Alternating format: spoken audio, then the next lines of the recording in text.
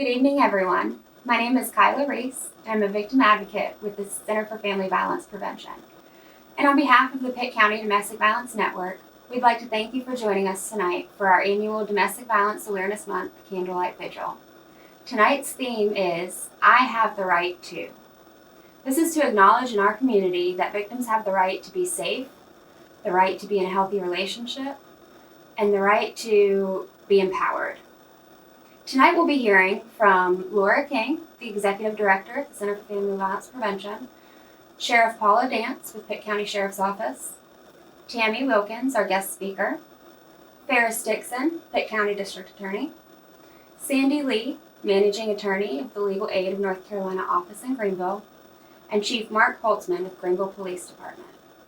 Thank you again for joining us in this meaningful event, and I hope you enjoy. Good evening. My name is Laura King. I'm the Executive Director of the Center for Family Violence Prevention. We are gathered to acknowledge the victims of domestic violence homicide in our community since the year 2000. Tonight we'll hear from one member of our community who has agreed to share her personal experience of abuse. We hope that those listening will learn and have a better understanding of this very dangerous issue. We also hope that anyone who's living in an abusive relationship right now will take warning. The homicides that are acknowledged here this evening will serve as a warning to anyone in our community who is currently living in an abusive relationship. We hope you will understand that there is help and there is hope. Nearly 20 people per minute are physically abused by an intimate partner. This equates to more than 10 million women and men per year. 72% of all murder-suicides involve an intimate partner. 94% of murder-suicide victims are females.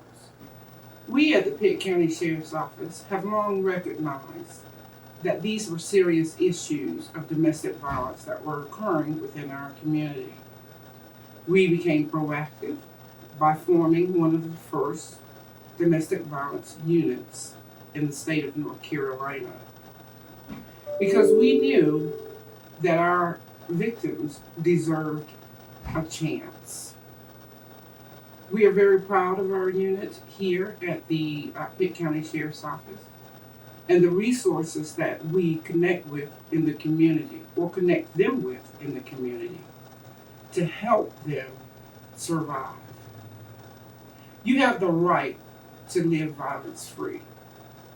You have the right to live. You have the right. Hi, my name is Tammy Wilkins, and today I have the privilege of empowering you by sharing my story. This is the first time I'm sharing my story out of 5 years now. So bear with me as I gather my thoughts at times, but my goal this year was to share with others and impact individuals as much as I can. And first of all, I want to share that this is my story. So I'm going to share how I transitioned from being a victim to a survivor. And that's the important part. And for the audience that is kind of listening today, my goal is, if you are a victim, if you suspect you are, if you're not quite sure, or you're a mother, you're a father, you're a community member, brother or sister, there's some of this story that you need to hold on to and listen to as well. Because my journey, I had a support system, and I don't want people to feel that they can't listen to my story because they may not have the same support system. But you can get it, and there's resources to do that. So with my story, I am actually a preacher's kid, very proud of that. Came along with some rebellious times and some curiosity. But one thing it installed into me was the knowledge to know right from wrong, and also seeing my parents together. I did have that as growing up. But even though I had that, I still found myself into a situation where I didn't know what to do. And I think sometimes when you find yourself in these situations, you put all the really the pain on you, trying to figure out how can you get out of it, how do you do, what do you do to get here, different things like that. So I made the decision, and today is my story. It's not about sharing the details of my abuse, or to acknowledge or give any more control to my abuser. This is my story, and I'm taking control, and I encourage you to kind of follow the steps too. First of all, the 3 points that I really want to stress out to you, that it was faith, family, and future. Those are the 3 things that really took me from a place of loneliness, emptiness, and trying to protect myself and everyone around me. They were also the 3 points that my abuser approached and tried to manipulate. He knew those were my strengths. So, taking the family, your faith, the future, trying to figure out, not just violently, but emotionally, physically. That was one thing that a lot of people don't understand. It's just not physical. Sometimes it starts off emotional. Sometimes it starts off as verbal. Mine started off as controlling. But what I was looking for was someone to give me time. So I didn't know. But it became obsessive. It became overwhelming. I lost friends. I lost time with my family. I was a single mother. And I lost time with my son. But I continued on. And so for the individuals that are listening today that may not be a survivor or a victim, but family members, community, I challenge you, I encourage you to be very careful how you respond to someone who comes to you and says what predicament they're in. Because saying, oh, you need to leave. Oh, how'd you get into this? Or all these questions of questioning that person, really listen. Listen to them and give them directions to come to the resources that are here. We've lost too many lives. And how many lives do we have before we unite as a community and save others? One is too many. We've had several. And my sympathy, empathy goes out to the families. And they probably say, what did I do wrong? You did nothing wrong. It's a situation where we have to use the voices now that we have to help others and save others. I tried to save my family and tried to do it all on my own. I took those 3 points of family, faith, and future and let that be a weakness rather than a strength. Now, I was a professional. I was in college, very successful, strong-willed. Everyone said, wow, Tammy, really? After they heard my story. Because I was always vocal and a strong individual, I didn't fit the profile. But there is no profile for domestic violence. It does not discriminate. It can be any age, it can be any gender, it can be anyone. You can have the most valuable job of senior leadership, or you could be in poverty. It's all levels. So that's the story. A part of my story that I want individuals to know is that you may not feel you have the support system, but you do. You shouldn't or try to do like I did and try it on your own. I did that. I lost time. I put myself through some suffering, but I wanted to protect others. I will tell you, I did end up marrying my abuser and having a child, but miracles happen because of some of your decisions and comes out of this once you realize that you're worthy. You have to know your worth, your value. A little more about my story is single mom, professional, and people said, Tammy, you make great personal decisions. I mean, great business decisions, but not personal decisions. We have to be careful of the words we use. Words go into your head. We all have insecurities. We all have feelings. So that wasn't a driver to make me do differently. That was a driver to make me weaker. So from there, I continued to live through different situations. I didn't share with people. People saw smiles. People saw strength. I hid it.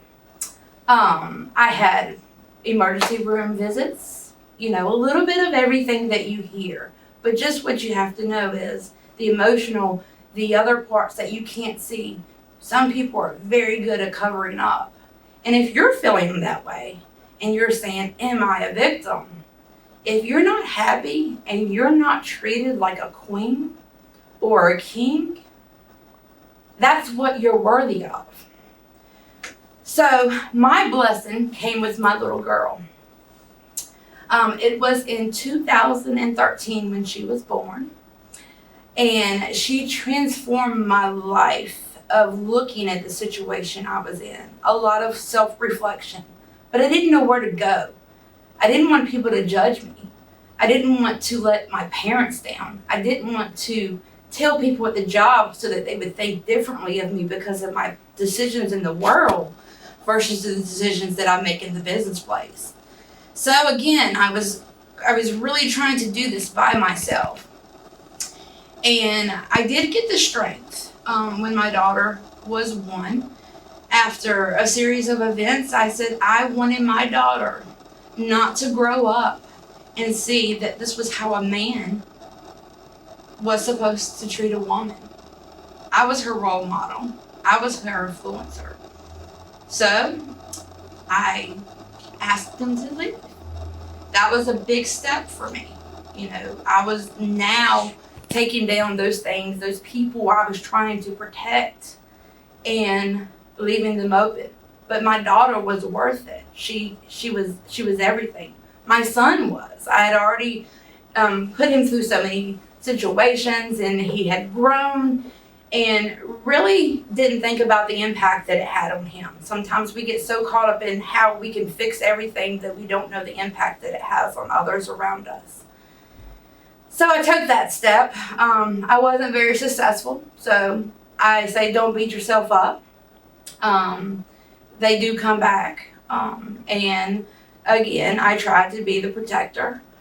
But my situation escalated. I had a lot of different scenarios, and this is where I found that my lack of trust of resources and people, my faith in my family, was really my strength to get to the next level. I went on vacation, and it was a very it was a big trip. It was going to Disney World. Everyone looks forward to going to Disney World. So we go, and that was a life-changing experience to me. Without sharing the details, you know, situations evolved there where my abuser came back. I stayed. I flew my mother down, and I refused to let my vacation be ruined by that event. That was the turning point of my life. That's when I took my control of my life back, my mind back, my family back. It was my son's birthday. It was my anniversary. So there were so many factors. I drove around. I didn't want to come back. I didn't want to come back and face. But I get the phone calls. Your house has been flooded. Your house has been broken into. You know, I'm here. I went through all this traumatic experience. I have a 1-year-old, and we're still trying to have a good time, and we did. I made sure that it was an investment, that we still had fun. So coming back was when I was exposed to the detectives, and I first met my advocate, Sharon. I have to say she was a sister I never had. The one safe place I felt. I lack trust with people, so I never felt like I needed to take that step before. So I understand if you say, I don't want to go tell people. But you know what? You can't do it by yourself. You've got to. And there, I found a strength that I didn't know I had. And that's where my future part comes in. They gave me my future, my strength of future, and what lies ahead back. That was the empowerment I needed to not just stand up for my family, but for myself. To move forward out of fear. I had to face fear in the eyes and realize that it may not be over because I was stepping up. Sometimes things get worse before they get better. My situation, it did, but it didn't stop me. You can't stop out of fear. I began to pray. I began to look at different resources, family. I began to have transparent, conversations with them. Release my fear of judgment. And my goal was to move back into my house after it was fixed. I didn't want anything else taken from me that had been taken from me for that amount of years that I went through that. I was ready to reclaim my life. Be the Tammy that everyone saw. And in 2015, went to work like a normal day. I received a phone call. I had several events leading up to this that I was always on kind of the watch of different things that didn't look right. That was where the advocates and other resources really helped me learn how to be cautious in what you do, how to be aware of your surroundings. So I did, and it was really, still to this day, I can't explain it, but when I left my house, I rode around my yard. Something said ride around. I did. I didn't see anything. I left, went to work, and I get a phone call that you need to come home. I didn't know the details. I thought maybe with the alarm system and other things that I had put in place, that someone had broken my house again. But this time it was a much more bigger. I started getting more phone calls riding down the road. So imagine riding down the road and you're getting these phone calls. You don't know what to expect. My daughter was in a safe place. That was the first place I checked. She was at daycare. Nothing had happened to her. But I lost everything that day, to the clothes on my back. So I was called because I lost my house. My house was set on fire. That moment, I stood there as the person I am today, carrying a normal conversation, and really a state of shock that all these years I have put up with the things that I put up with, the abuse, the verbal abuse, the mental, to stop this, and it still happened. It was gonna happen. I had to face it. I had to face getting my life back. And that's something I never regret. So from that point, I again went through a lot of different series of court and staying very connected with the advocate group and going to church and relying on my faith and really, really looking for the strength to carry on. You're at your lowest, but I would still go to work. I didn't stay out of work but a week and still went back. That's the courage that I have for work. I had to find that courage in my personal life. I had to dig down and find those things to make me do this in my personal life. Has it been easy? It's been 5 years. It's taken me 5 years to be able to sit here and tell you my story, even at a high level. Because going in details, I don't want to give my abuser any kind of part of my story because he doesn't need the acknowledgement. I get the acknowledgement because I took that step. I became a survivor and no longer a victim. Prayer, faith, future. What do you want for your future? How many lives do we continue to lead? I can tell you, before I was in this story of mine and I was in this situation, I watched those Lifetime movies. I watched those Law and Order. And I can go back and say, that would never be me. No, I wouldn't do that. No, girl, don't. You know, you're responding to the movie. This was me too. So now when I have friends and say, Tammy, I wouldn't have done this. I don't let it even get to me. Because I can tell you, no one knows how they will respond until they're in that situation. And you can go and be fine, and a month later, you could find yourself in that situation. I did it. I was strong, a professional, single mother, obtaining degrees, but I fell a victim. But my strength, my faith, and my family got me to the point of where I am a survivor. I have taken control of my life, and I have taken control of my emotions. I am no longer a prisoner of what someone thinks of me, or what they can do to my image, or what they say they'll do to my image, or what they'll do to others. You know, I go back on my 3 purposes. That is the faith, family, and the future with the resources that you have.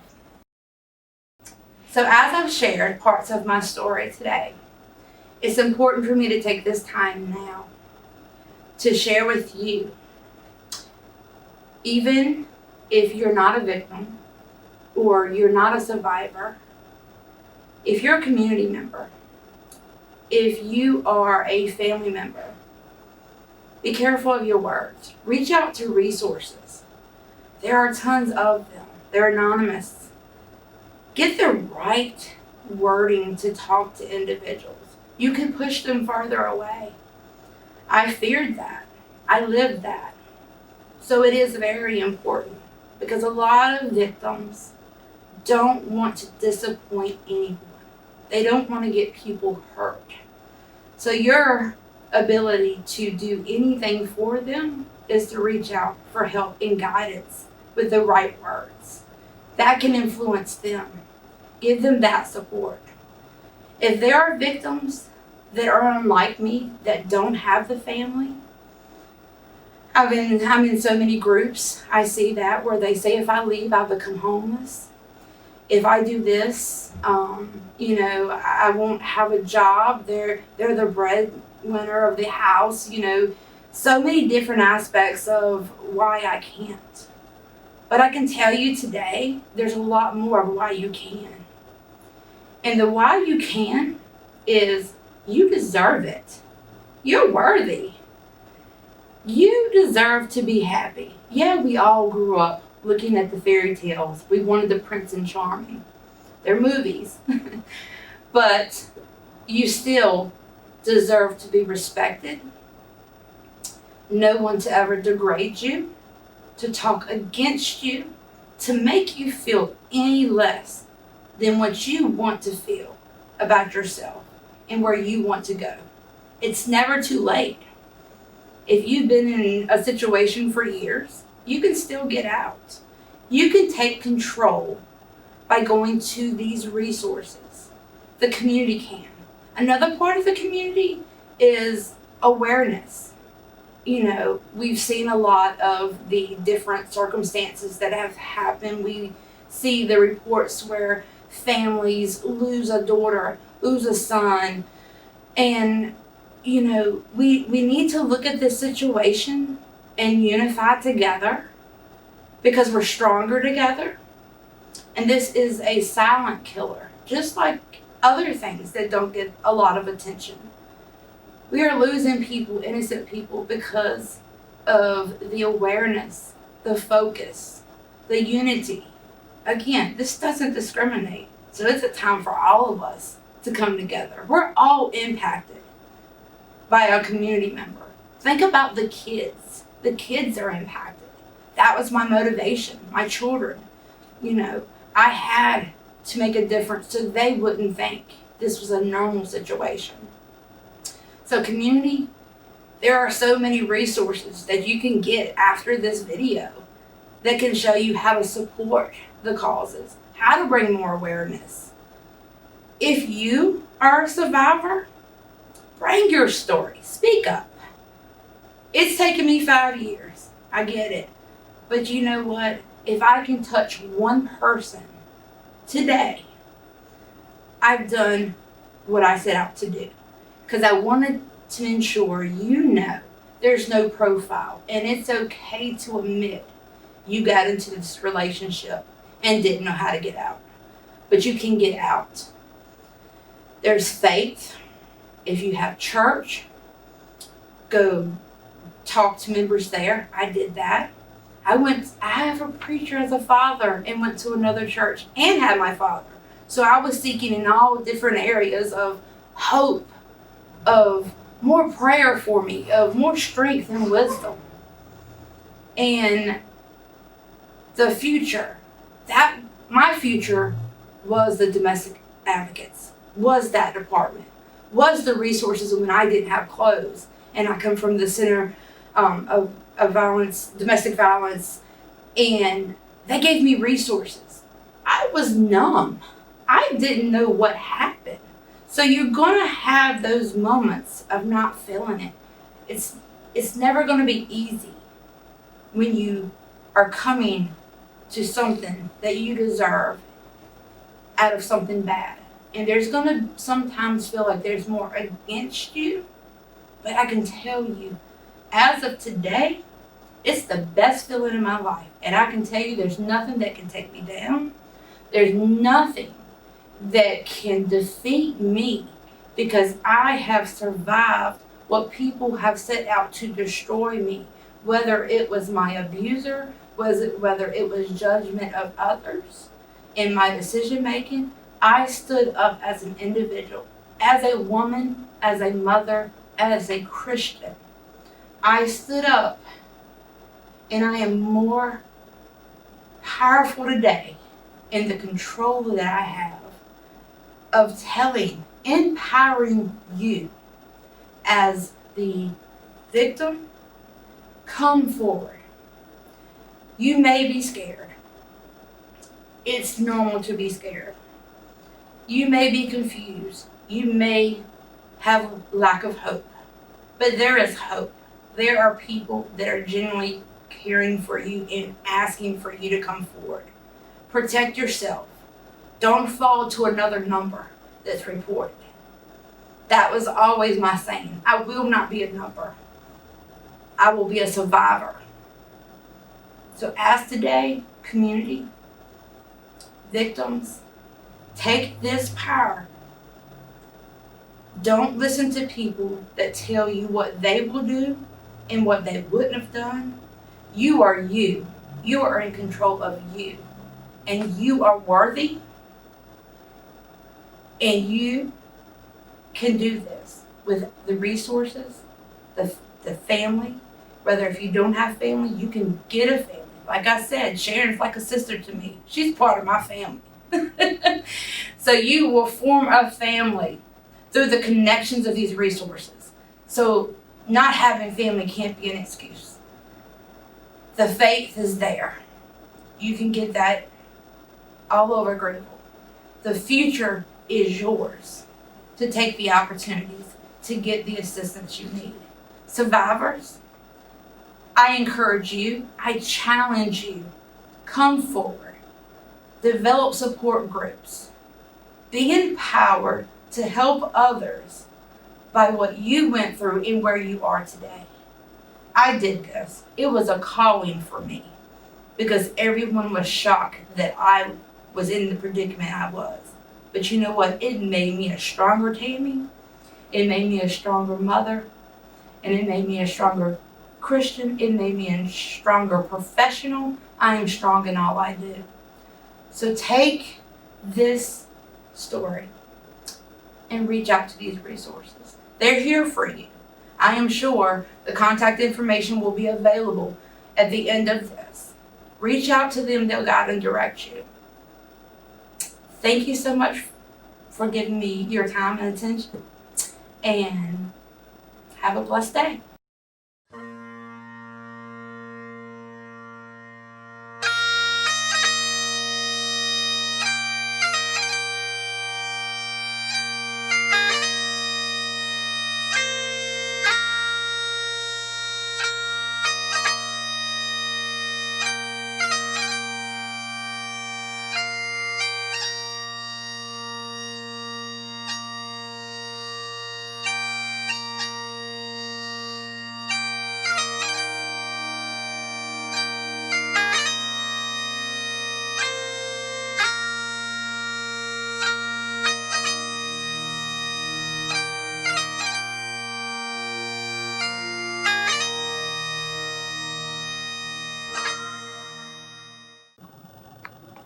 Angel Pineda Aguirre, age 8. Mary Joanne White, age 45. Alyssa Miles, age 8. Lynette Michelle Taylor, age 23. Alice Blunt Williams, age 40. Sarah Marshall Kramer, age 21. Nikidia C. Harper, age 22. Robert Rains, age 15. Vicky Meeks Fernandez, age 46. Karen Ford Cruz, age 37. Dustin Corey Smith, age 26. Angela Carmon, age 38. Vanessa Martinez Lopez, age 22. Dwight Omari Smith, age 29. Carolyn King, age 55. Leanne Thompson, age 5 months. Tammy Hardy Duval, age 29. Charles Lamont Daniels, age 39. Sylvania Preddy, age 39. Robert Gazelle, age 33. Christina Bryan Hobbs, age 34. Gary Allen Jenkins, age 45. Alana Withers, age 13 months. Crystal Riddle, age 34. Serenity AKAIYAH Foggs, age 5 months. Barbara Jean Phillips, age 61. Teresa DERR Foster, age 51. Dakota C. Etheridge, age 5 months. Dejan Roundtree, age 2. Roy Irvin Kleber, age 55. BITTINA Louise McDonald, age 44. Elizabeth Hope Cutler, age 32. Jesse Ray Adams, age 3. Benjamin Shields III, age 59. And Jeanette Brown Daniels, age 40. Aiden Wayne Brooks, age 5 months. Caitlin Falconberry, age 25. Durwood Langley, age 49. Loretta Woolard, age 49. Garlette Rosette Howard, age 32. Brianna Nicole Carr, age 11. Ayanna Shanae Toon, age 7. Mayana Janae Toon, age 5. Tamara Nichelle Joyner, age 47. Jamani Spell, age 4 months. Laura Caitlin Whitehurst, age 25.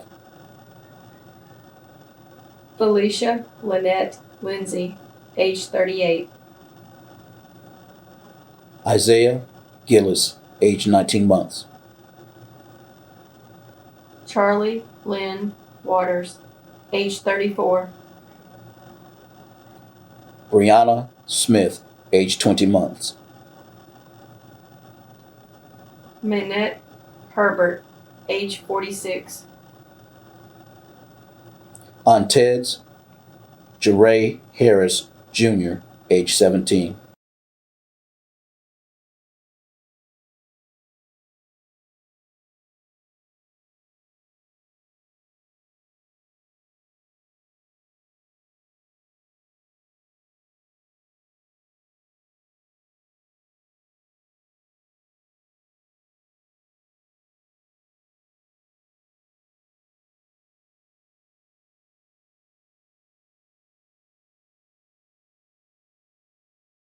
We want to thank everyone for taking their time to participate in this vigil, and especially for our guest speaker today.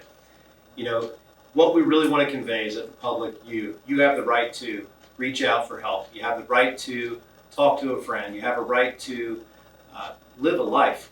And you can't do that when you're underneath that weight of a domestic violence situation. Please reach out to somebody, know your rights, and know that we, law enforcement, are here to protect you and look out for you every step of the way.